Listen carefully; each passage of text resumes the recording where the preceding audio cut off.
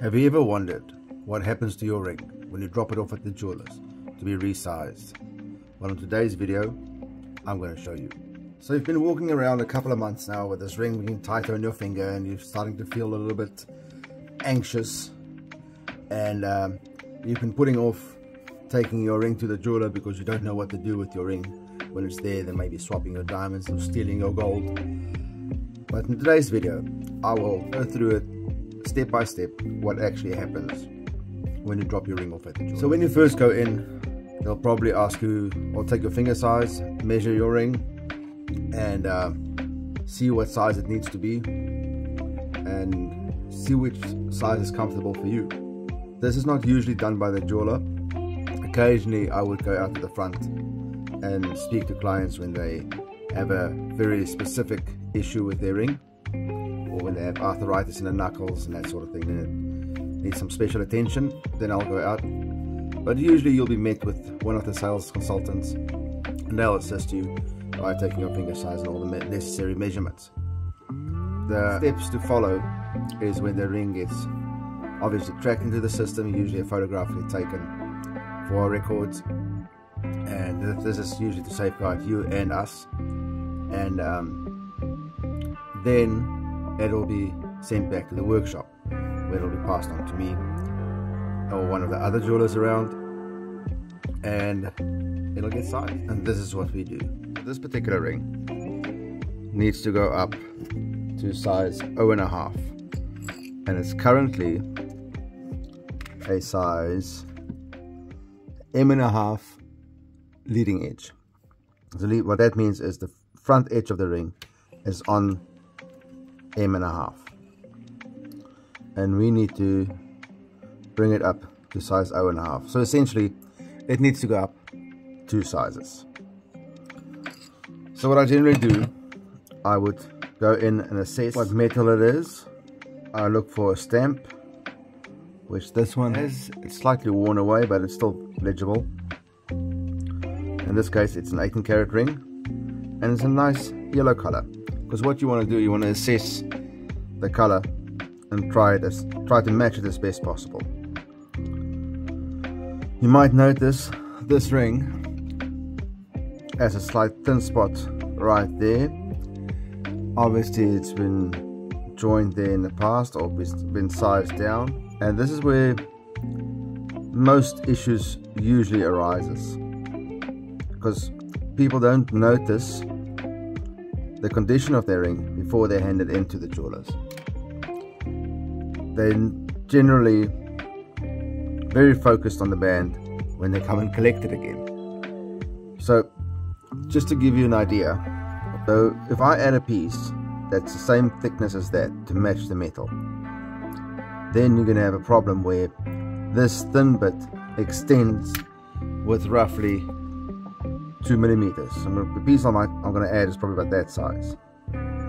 So, and after sandpapering and cleaning up and everything, that would appear even thinner. And this is why people a lot of the time think that the jeweler has made the ring thinner, but in actual fact we've just added on to the existing piece of the band and tried to match the thickness or the shape of this ring as best as possible.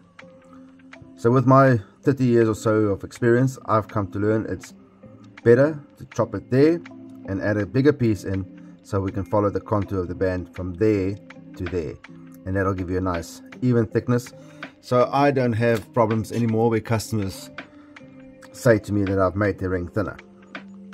Just a top tip for jewelers out there who's listening. And it's not going to break the bank if you add a 2 millimeter piece or a 3 millimeter piece, for the comfort of knowing you're going to end up with a better result in the end.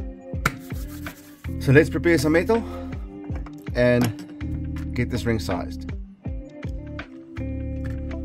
Because the first step we do, well, second step, third step, this step, the next step, side step, is we need to measure the thickness of the metal. So as I pointed out before, it's got a thin spot right there, so we want to measure just above the thin spot. So the ring is 0.7 at its at the thicker part. Down here it's 0.58. So you can imagine if I had to size the ring, adding a piece that's 0.51 millimeters, it's going to look horrible when I'm done. So I'd rather chop it there, a little bit higher. Okay, 0.67. So I've gone through my little box with all my little sizing bits, and I found this piece. It's a good color. I gave it a quick polish just to see. It's a good color, and it's almost 0.9 millimeters thick, which is ideal. I'd rather go a little bit thicker and I can file away than go too thin and you can't add on. So it's 4 millimeters wide. My band is only 2.32 or 31. So that sizing piece would be perfect. So what I'll do, we don't have to worry about exact measurements with this ring because we're cutting out a bigger piece and just adding back what we need. So I can see it's quite thick there and it's quite thick there. Let me try that again. It's nice and thick there and there. So what I'll do, I'll just mark it there. And by doing this, by sizing the ring this way, we'll actually end up getting that bit thicker as well, a little bit wider, because you'll follow that contour right through to that side. So essentially making it a smidge wider and in turn making it stronger as well. Cool. Now, next step is cutting it. So let's go ahead and do that. So what you want to do, you want to line up perfectly on your scribe mark. We'll just cut a little bit to start off with. And we'll cut the other end.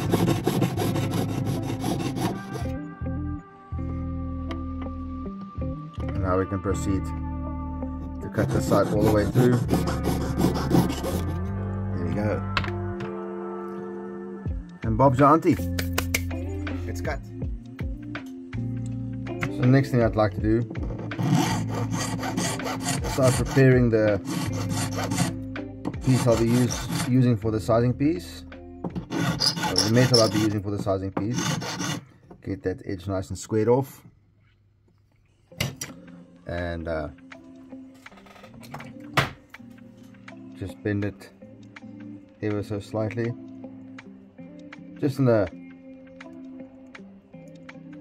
roughly shape it to the shape we need, or the contour we need for this band. That looks kind of good. Good. So what we'll do, we have our ring, place it on our sizing stick, and we said it needed to be a size 0.5. That's 0.5 there. Next step, we'll just measure. Now this next bit is quite crucial. You want to measure just slightly longer than it needs to be, and I'll show you why in the next bit. So we will measure slightly over, roughly about 1 millimeter on either end, oversized, so 11.7 millimeters. So we'll lock that into place, get our sizing piece, and we'll mark it there like so.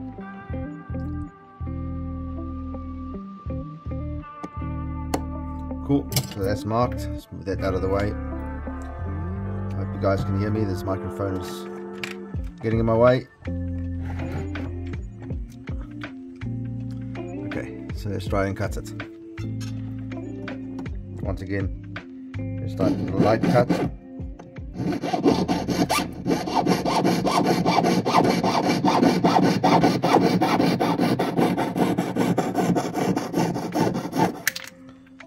When you cut, you try and keep it as straight as possible, as close to the line that you've made.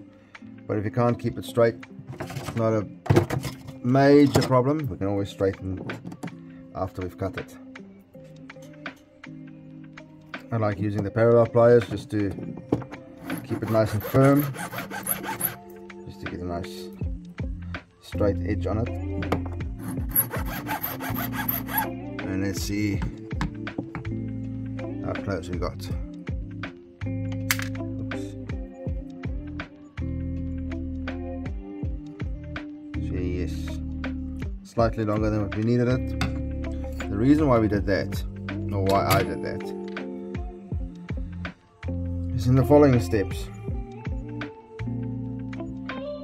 I will be filing the ends into a 90-degree V shape, and on this side I'll be making a groove in the end there, also 90-degree groove, so this locks into that bit, the band locks into the sizing piece.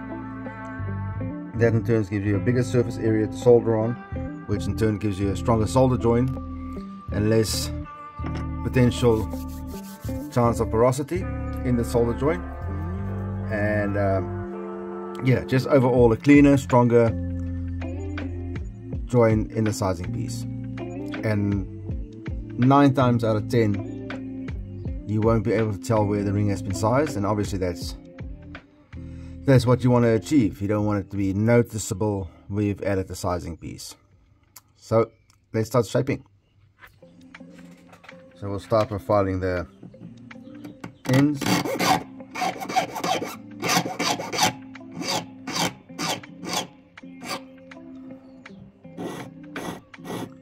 I'm trying to get it as close to 90 degrees as possible.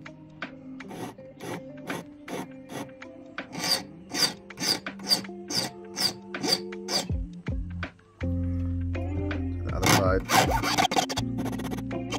So you can see I filed it there into basically a 90-degree point.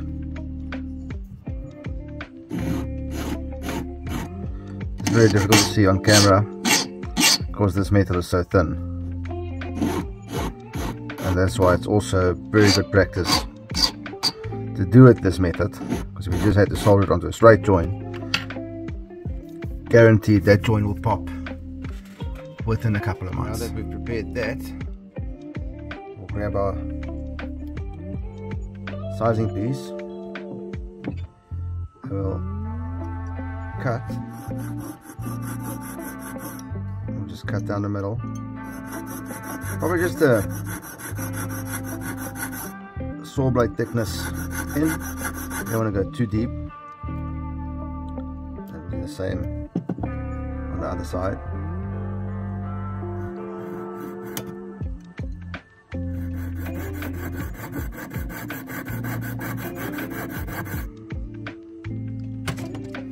So next, what you want to do, you want to grab your needle file, square one, and just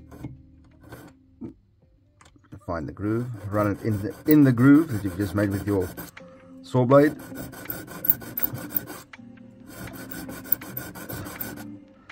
Essentially just filing a little V notch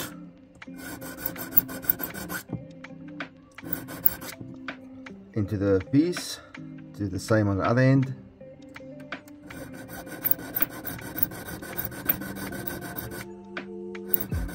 Now that you've done both sides, you can take your ring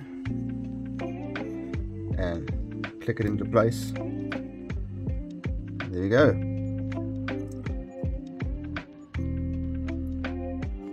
So it's nice and snug.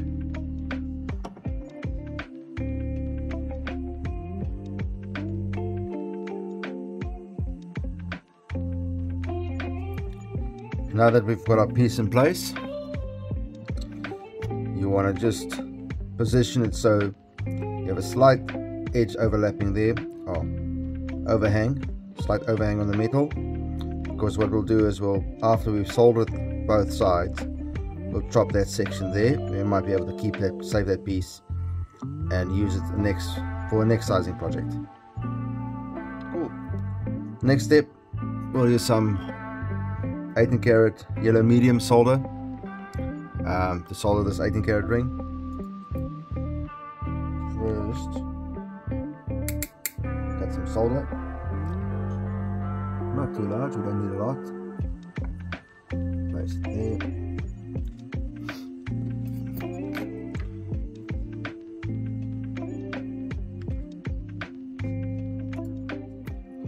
As a rule of thumb, I always dip the ring into some methylated spirits with boracic acid mix. Just get a nice good coating of that on there, and that essentially coats the ring and it protects the stones. So let's solder it, eh?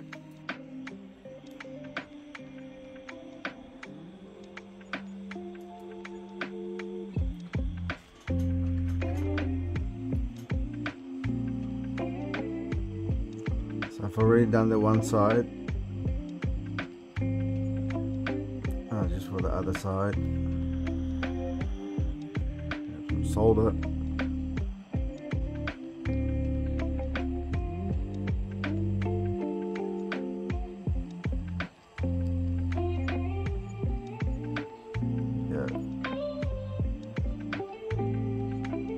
Let the solder run nicely all the way through. And that should do it.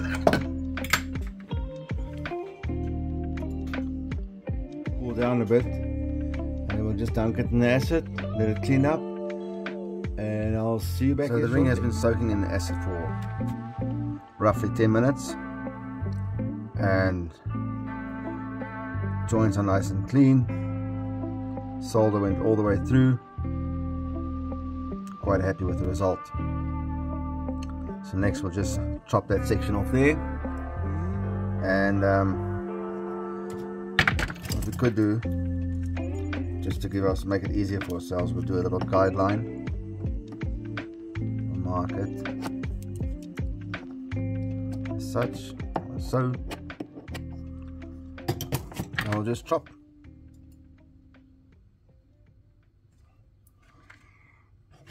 So we'll just chop that section.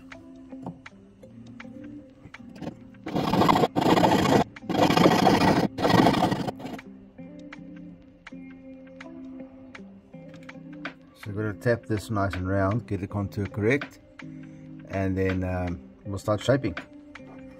Almost done. Okay, so we'll grab our triplet. Let's see how we got. Okay, we've got our triplet in place.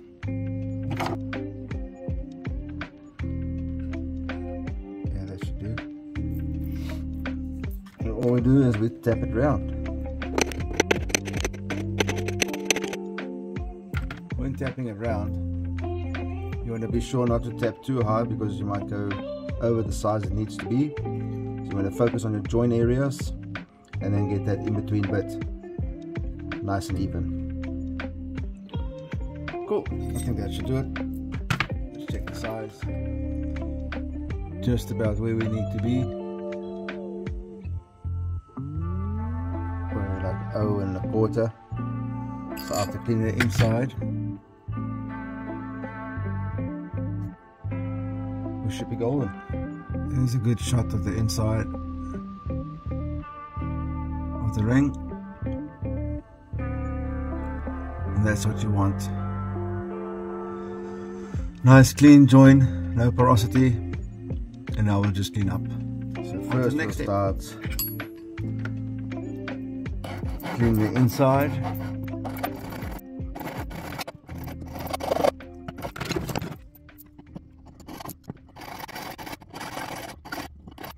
Now we file the inside. That's looking good. So I'll just focus on the sides for a bit.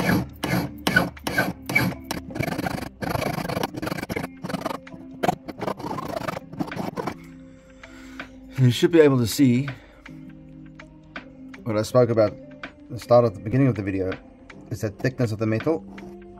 So now we're kind of going thicker than the original one on both sides. So we've eliminated that thin spot, and the other thing we'll do now is actually just shape it on the outside to get that contour to match.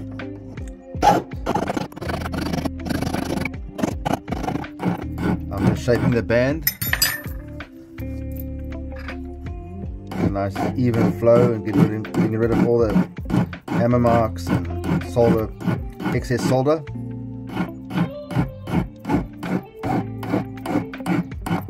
If you don't want any divots or notches, and like I said, you want to try and size the ring in such a way so it's very difficult to tell where it's been sized, where this piece has been added. So essentially all we're doing now, we're just finding the excess metal away from the piece we added and blending it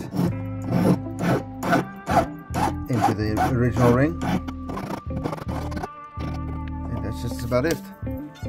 So one of the final steps, we use our sandpaper drum and just sand the inside gently with the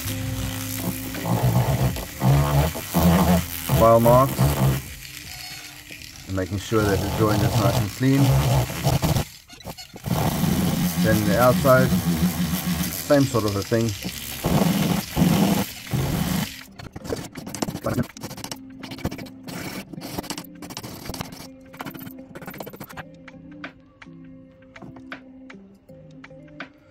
Well, there you have it, folks. It's just about done. All we need to do now is give it a nice polish, and it's ready to go. I should mention, for those of you who are interested,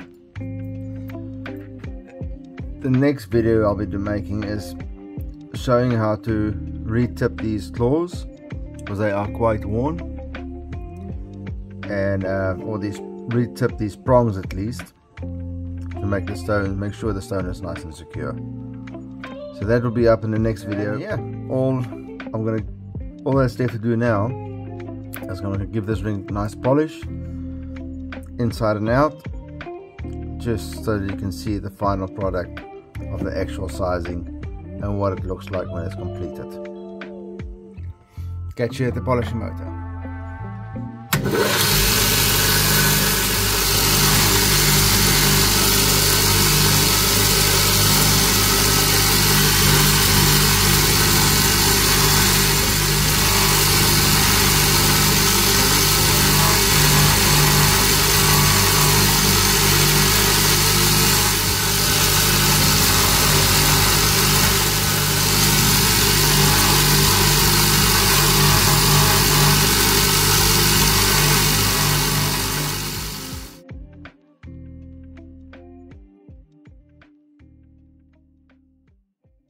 Well, there you have it, folks. That's going to do it for today's video. I've sized the ring. Looking good. It's on size 0.5. Nice and perfect. And the band's not too thin. I feel I've done a good job. If you'd like to stick around and you found this video interesting, look out for the next one where I re-tip the claws on this particular one. That should be coming out in the next 3 to 4 days, so keep an eye out for that. And once again, that's going to do it. My name is Jan and I'm the Chunky Jeweler, and if you found this content interesting, please smash that like button. Please consider subscribing to my channel for future interesting content. If you have any questions, drop me a note in the comment section below, and I'll get back to you as quickly as possible with the right, well, in my opinion, the right answer. Thanks for watching. I appreciate you. Stay creative. Chunky Jeweler out.